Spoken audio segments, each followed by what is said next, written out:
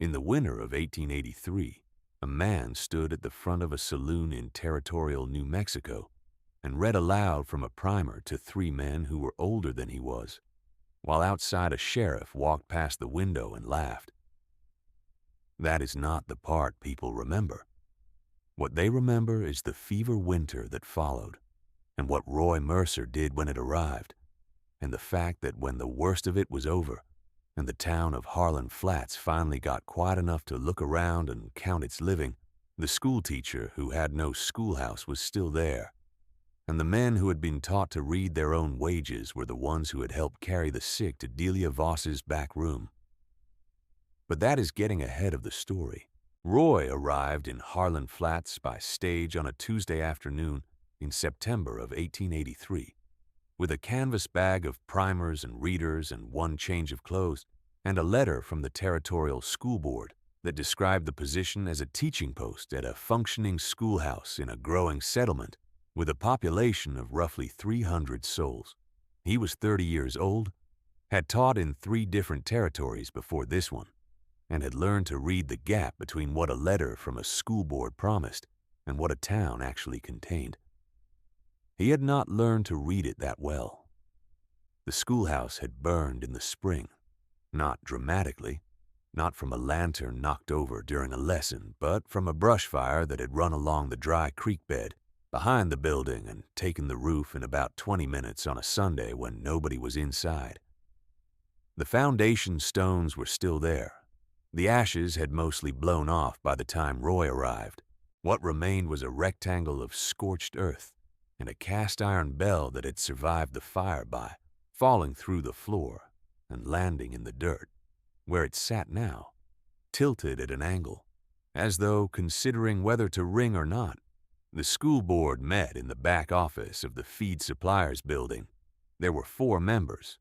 Ida Marsh, who ran the dry goods store and served as chair, did most of the talking.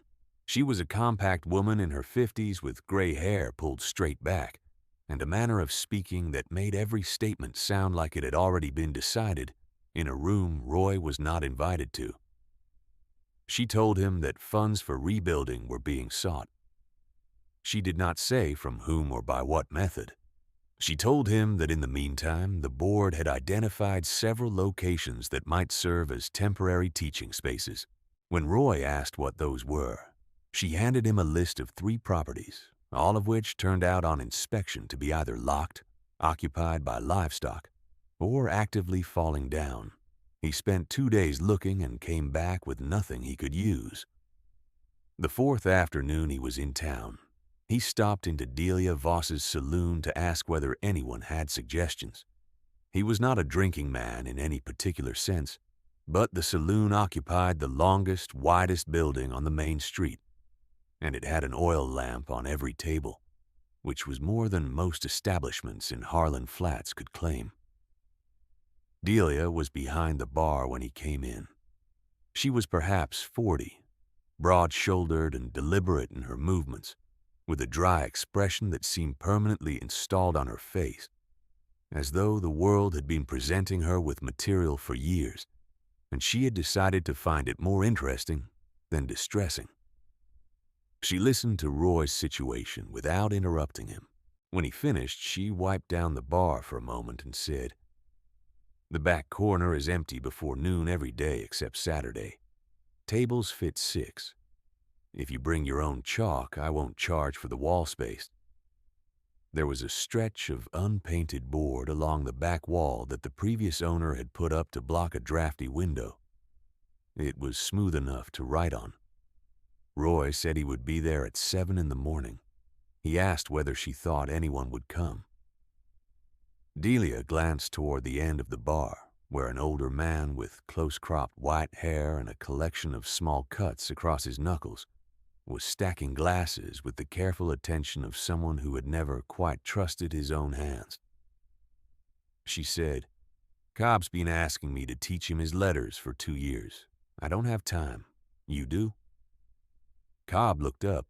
He was somewhere between 60 and 65, had worked in saloons since before Roy was born, and had managed to run a lifetime of wages through his fingers without ever being able to verify the figures on the slips the bosses handed him. He did not say anything to Roy that first afternoon. He nodded once, slowly, the way a man nods when he's been waiting long enough that he's past being eager about it.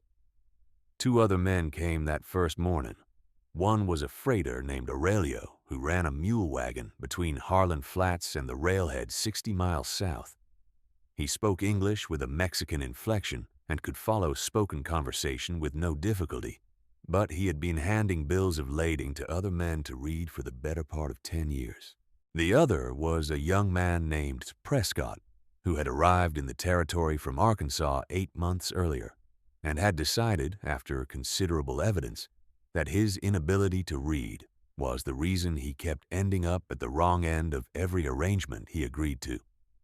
Roy set 3 primers on the table, 1 for each of them, and said he would start with the alphabet and that nobody in this room should be embarrassed by where they were beginning, since beginning was the point. Cobb said, "Don't need the speech, friend. Just show me the letters." Roy showed him the letters. If you have ever spent a morning sitting across a table from someone who is learning to read for the first time at the age of 63, you will know that there is very little about it that resembles what people imagine. It is not smooth. The mouth struggles. The eye fights the shape. The hand, when it copies, shakes a little from concentration rather than age, and the handwriting that results looks nothing like the careful examples on the page. Cobb took one look at the letter A and stared at it for a full minute, as though he were trying to memorize the face of someone he had briefly met and did not want to forget. Then he drew it in the air with one finger, once, twice, a third time, before he picked up the chalk piece Roy had given him.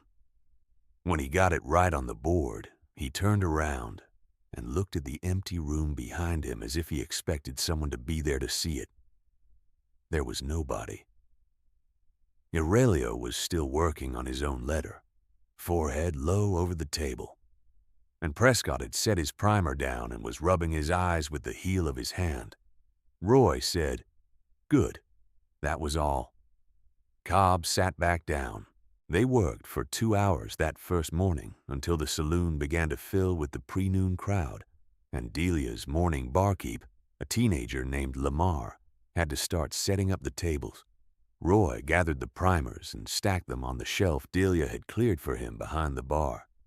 She had moved a row of whiskey bottles to make room. She had not announced this or made anything of it. The space was simply there, and the primers fit. The school board heard about the arrangement within the week. Aida came to see for herself on a Thursday morning, stood in the doorway in her good coat, looked at the 3 men at the table with their primers and their chalk, and left without speaking to Roy directly.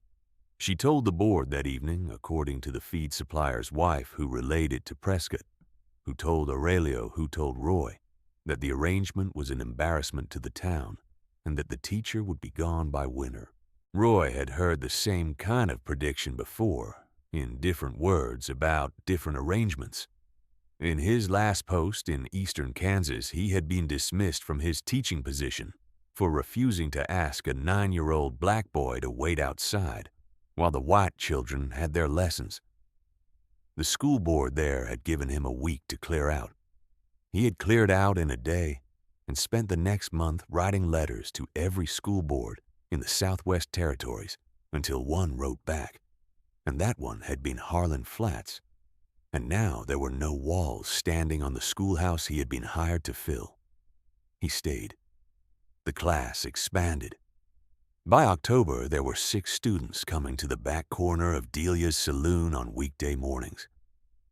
Aurelio had brought a man from his freight route named Tomas, who was quiet and steady, and who learned the letters in the order of their frequency and bills of lading, which was the practical system Roy adapted for him specifically. A Navajo stable hand named Eli, who worked at the livery 2 doors down, had started appearing in the doorway at the edge of lessons, lingering without committing, until one morning Roy simply set a primer on the end of the table nearest the door and did not look up, and Eli came in and sat down and did not leave. Ida made two public statements about the class between October and November. The first was that it was irregular and set a poor precedent. The second was that mixing white men and Mexican freighters and Indians at the same table in a saloon was not the kind of civic institution Harlan Flats required. Several people in town agreed with her. Several others said nothing either way and kept their children home from the arrangement on that account. Walt Greer, the sheriff, walked past the saloon most mornings. He was a big man, heavy-set and deliberate, not a cruel person in any particular way, but confident in his sense of how things worked and not especially inclined to revise it. He had begun stopping at the window to look in sometime around mid-October. He did not come inside. He would stand there a moment watching Roy draw letters on the wallboard and the men copy them at the table. And then he would shake his head in a way that was more amused than hostile and continue his rounds. Once in November, he came to the open doorway and said to Roy, "You know you're teaching drunks to read." Roy looked up from the table and said, "Not at 7 in the morning, I'm not." Walt laughed and kept walking. Cobb, who had been watching from his end of the table, turned back to his primer without comment. Eli traced his letters twice over as if the interruption had not occurred. That was the thing about the class in the early weeks. The men who came were not there for conversation or community.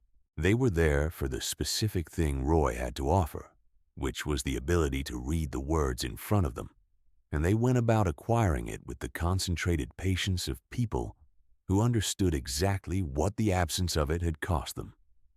Cobb knew every wage slip he had signed without being able to read, every figure he had taken on faith. Aurelio knew every freight agreement he had handed back after pretending to read it. They were not angry about this exactly. They were finished with it. Roy saw this and adjusted his teaching accordingly.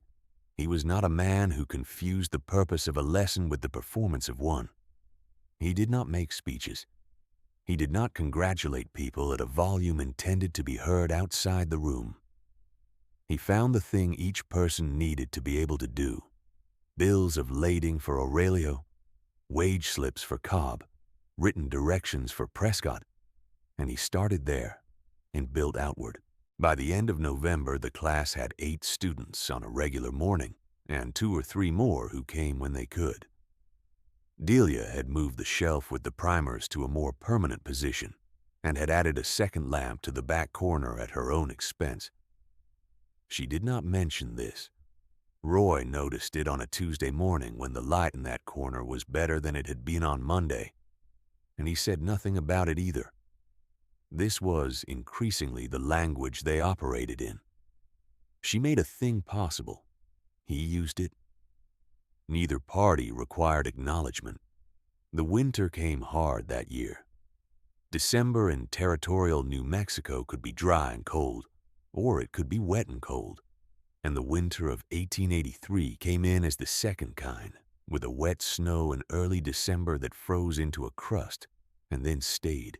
The well on the east side of town that supplied most of the households on that block developed a sulfur smell that a few people noticed and most ignored.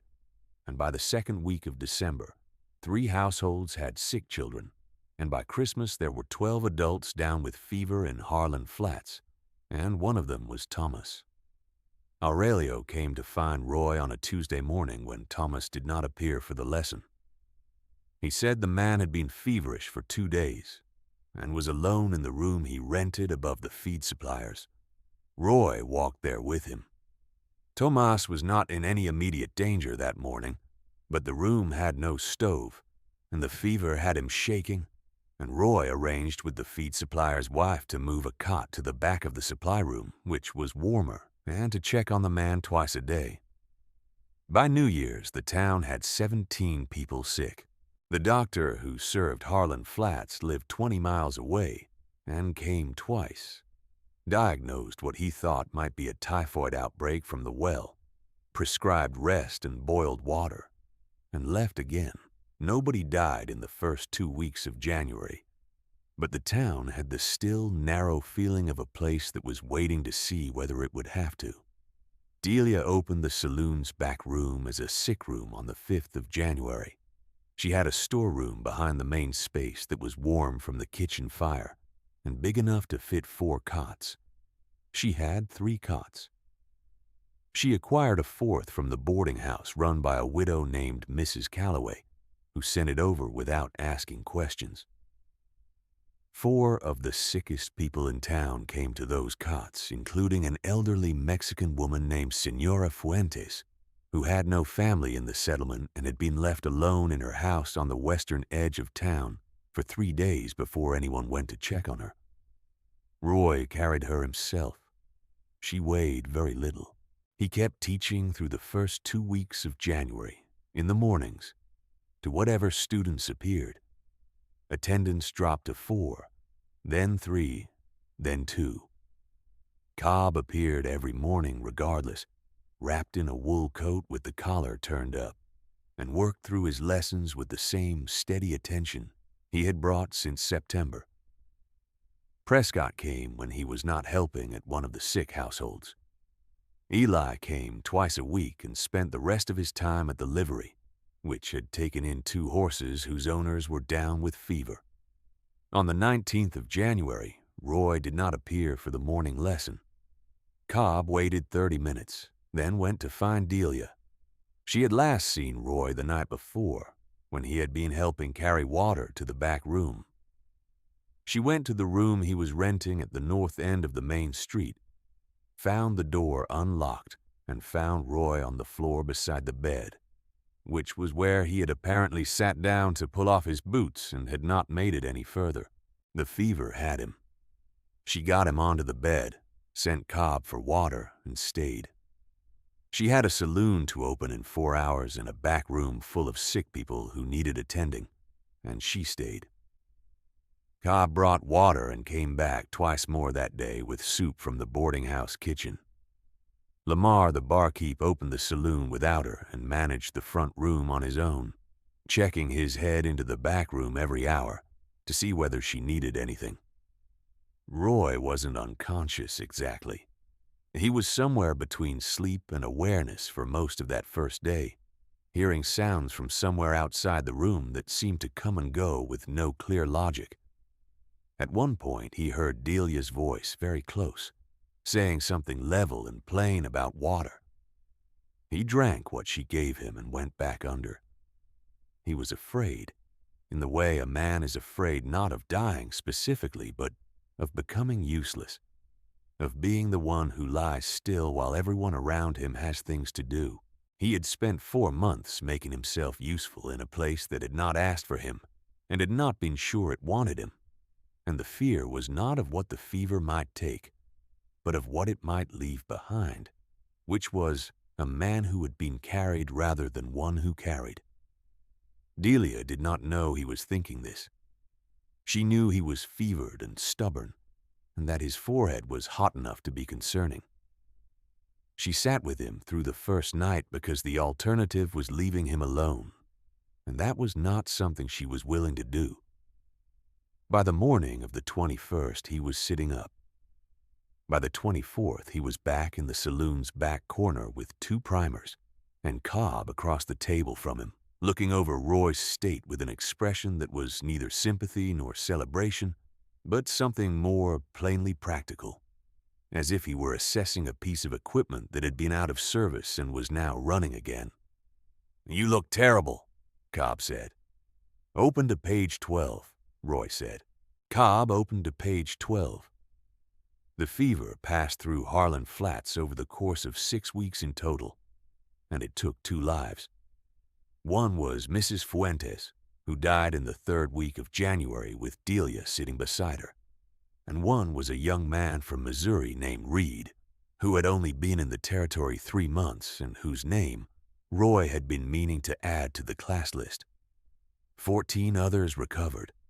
The East Side well was capped in February, after the doctor came back for a third visit and confirmed the contamination. The town dug a new one on the opposite side of the street. When it was over and the cold began to soften toward March, Harlan Flats had the particular quality of a place that had looked at something and come through it and was now quietly in the process of reassessing. People who had not spoken to each other during the fever weeks had carried water together, or shared a cot, or sent food to a door they would not ordinarily have knocked on. The reassessment extended to Roy's class. There were 11 students by the 1st of March, more than at any previous point. 2 of them were women, wives of men who had been in the class, who had watched their husbands working through primers for months, and had finally concluded that the thing on offer was for them as well.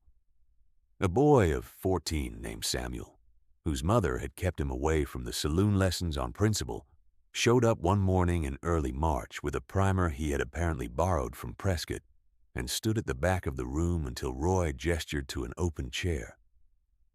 Ida Marsh said nothing about the class for several weeks after the fever passed. When she did speak about it again at a board meeting in March, she said only that the situation with the schoolhouse needed to be addressed before another winter, and that she would be writing to the Territorial Fund Office herself to press the matter. She did not retract what she had said in October. She did not need to. The class was still there, and she was pressing the territory for funding, and those 2 facts existed in the same town and the same woman, and nobody commented on the distance between them. Walt Greer came to the saloon on a Thursday morning in early March. He arrived at 7:10 when the lesson was already underway, and stood in the doorway the way he always had. Roy glanced up and then back at the board, where he was working through a passage with Samuel and one of the women, whose name was Clara. After a few minutes, Roy turned to face the doorway and said, "There's a chair at the end of the table." Walt stood for a moment longer. He took his hat off, which he had not done at the window before. He came in and sat down. He did not say anything for several minutes. Roy did not address him directly.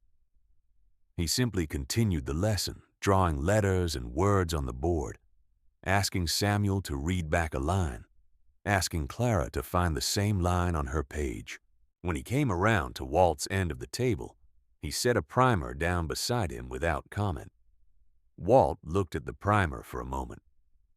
He had the expression of a man who had been standing outside a door for a long time and had finally come through it and was discovering that the room was much as he had imagined, which is to say neither strange nor threatening, just a room with a table and some books and a man who knew how to explain things. "I can read some," Walt said. "I know," Roy said. "We'll find where to start." He found where to start.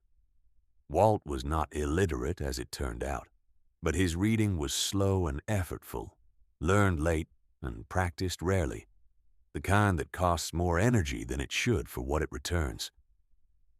Roy worked with him the way he worked with everyone, finding the specific gap and filling it, not making a project of it, not rewarding him with praise that would embarrass a man his age. After the lesson, Walt put on his hat and stood up. He looked around the back corner of the saloon, at the shelf of primers, the 2 oil lamps, the section of unpainted board along the wall with its chalk marks and erasures, the table with its scatter of paper and pencils. He said, "Delia let you do all this." "She offered it," Roy said. Walt nodded. He walked out. He was back the following Thursday. The proper schoolhouse was rebuilt in the summer of 1885, on the original foundation with a new bell hung in a proper tower and a wooden floor and windows that actually closed. Ida had written 3 letters to the Territorial Fund Office and had, on the 3rd attempt, secured the money. Roy moved his classes into the building when it was finished and taught there from that fall forward. He kept the Sunday morning lessons at Delia's Saloon. This was not announced or planned. It happened the first Sunday after the new schoolhouse opened. when Roy found himself in the back corner of the saloon at 7 in the morning out of 6 weeks of habit. And Cobb was already there, and Delia had already lit the 2 lamps. Roy got out the primers, and they sat down and worked through an hour of reading. When they were done, Delia brought coffee. They sat with it for a few minutes, and nobody said anything about continuing or stopping. The Sunday lessons continued for the rest of Roy's time in Harlan Flats. Cobb progressed steadily over the years. He was not a fast reader, and he knew it, and did not pretend otherwise. He read carefully, the way he stacked glasses with close attention to where things were placed and what would happen if one shifted. By the spring of 1885, he could read a newspaper. By 1886, he was working through a history of the territory that Roy had brought from the land office in Santa Fe. He did not discuss what he read in particular. He carried the book home and came back the next Sunday with the pages marked where he had stopped, and they picked up there. Over the years, the back corner of Delia's saloon accumulated books the way certain corners accumulate things that belong everywhere and nowhere in particular. A traveling preacher left a Bible in 1886. A drummer passing through left a pocket dictionary. Roy brought books from his own supply whenever he acquired duplicates, which was regularly since he ordered from a catalog out of St. Louis twice a year, and tended to order more than he needed.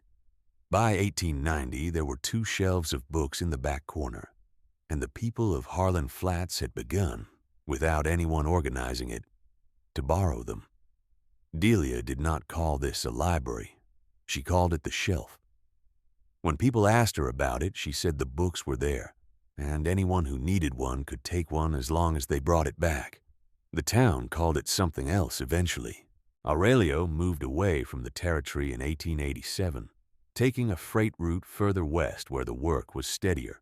He left Roy a note in his best handwriting, which was considerably better than it had been in the fall of 1883, and showed the particular evenness of a man who had spent years copying letters on bills of lading. Roy kept the note. It said that he had been paid correctly for the last 4 years of his freight work, and that he believed this was in part because the men who owed him the money knew he could read what they wrote. Prescott stayed in Harlan Flats and eventually married Clara, who had been in the class. He ran a small hardware supply for decades. He was one of the men who helped build the new schoolhouse in 1885, and he was the one who framed the chalkboard wall and made it plumb, which Roy noted and thanked him for. Eli the stable hand was in Harlan Flats for 6 years before moving north to Colorado. In the winter of 1884, before he left, he helped Roy carry firewood to 3 households on the western edge of town, where the fever had left people too weakened to split their own, without anyone asking him to. Roy did not comment on this. He showed up at the stable the following morning with a primer he had inscribed on the inside cover, which was a thing he did for students who had reached a certain point, and he handed it to Eli and said it was his. Walt Greer joined the Sunday class and stayed in it for years. He never became a fluid reader in the easy sense, but he became a competent one. And sometime around 1886, he started reading the territorial statutes in the evening with a lamp at his desk, which was something he had been meaning to do for years and had found too slow to manage. He and Roy were not friends in any particular close sense, but they were the kind of men who nod at each other across a street with a specific quality of acknowledgement, the kind that means something and is not wasted on strangers. Roy taught at the Harlan Flats schoolhouse for 31 years. He taught children, and he taught adults who came in the evenings when the children were gone. And he kept the Sunday morning sessions at Delia's saloon until the last year his health permitted it. He never married. He lived in the same rented room at the north end of the main street for 31 years, which the landlord eventually stopped charging him for, on the grounds that the furniture had been his for long enough to count. He ordered books from the St. Louis catalog twice a year until the catalog changed publishers, and then from a different catalog until he retired. He retired in 1914 when he was 60 years old, and the winter had started to cost him more than it used to.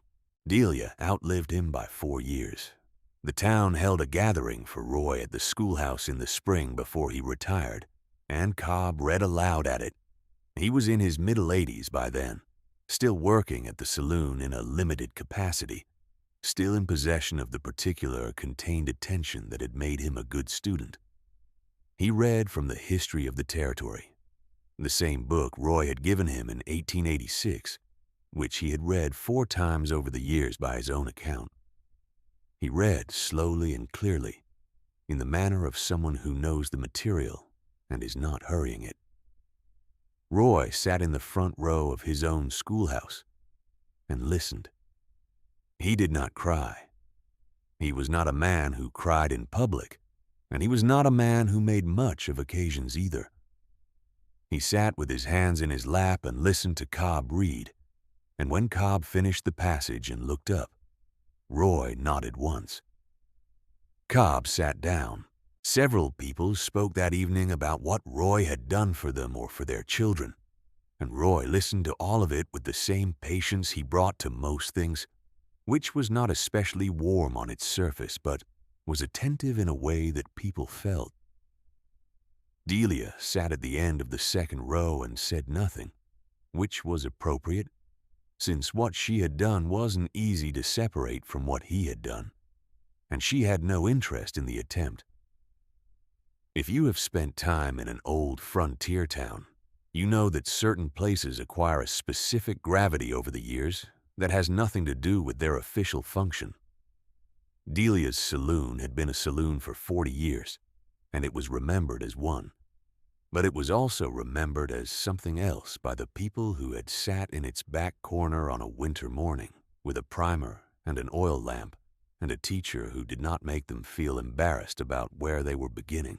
The shelf of books in the back corner of the saloon eventually became the nucleus of the town's first proper library collection, which was housed in the old feed supplier's building after it closed. The County Library Commission acknowledged the donation in 1916. A small sign on the reading room wall named the corner collection's origin. Delia Voss, Harlan Flats, 1883 to 1915. Delia, when told about the sign, said she had not donated the books so much as failed to prevent them from accumulating, which was accurate.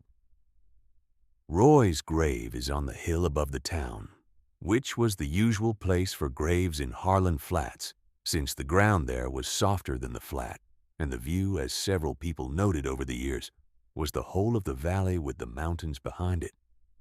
And if you were going to be put somewhere permanent, that was a reasonable place. Cobb read at the graveside as well, which was not a thing that had been planned. He had brought the history of the territory in his coat pocket, and when the circuit preacher was done, Cobb simply stood up and read the last 2 pages of the chapter Roy had given him in 1886. Nobody stopped him. It was only 2 pages. On Sunday mornings for some years after Roy died, a few people in Harlan Flats kept the habit of arriving at the back corner of the saloon at 7 in the morning with whatever they were reading. Delia kept the 2 oil lamps lit until the end, and the shelf stayed where it had always been, between the window and the wall, with its gap of books and its lamp and its particular quality of early morning light that made even plain print look worth the attention it asked for. There is a way that a hard place teaches you the difference between what you came for and what you needed. Roy Mercer had come to Harlan Flats for a schoolhouse, and the schoolhouse was ashes, and what the town had instead was a back corner with 2 lamps and an old man learning his letters for the first time at 63. He stayed 31 years. If you have ever had a teacher who stayed when they did not have to, who found the room that fit rather than the room that was promised, leave a word below about them, since those people deserve to be named somewhere. There are more stories like this one on the channel, and they are waiting whenever you want them. The two lamps in Delia's back corner burned for 32 years. On the last Sunday morning after Roy's death, when the few regulars had gone and the saloon stood quiet, Delia put them out herself, one at a time, and stood for a moment in the dark with the smell of the wicks and the shelf of books at her back. And then she walked out to the front of the building, and the morning came in through the windows, and the books were still there,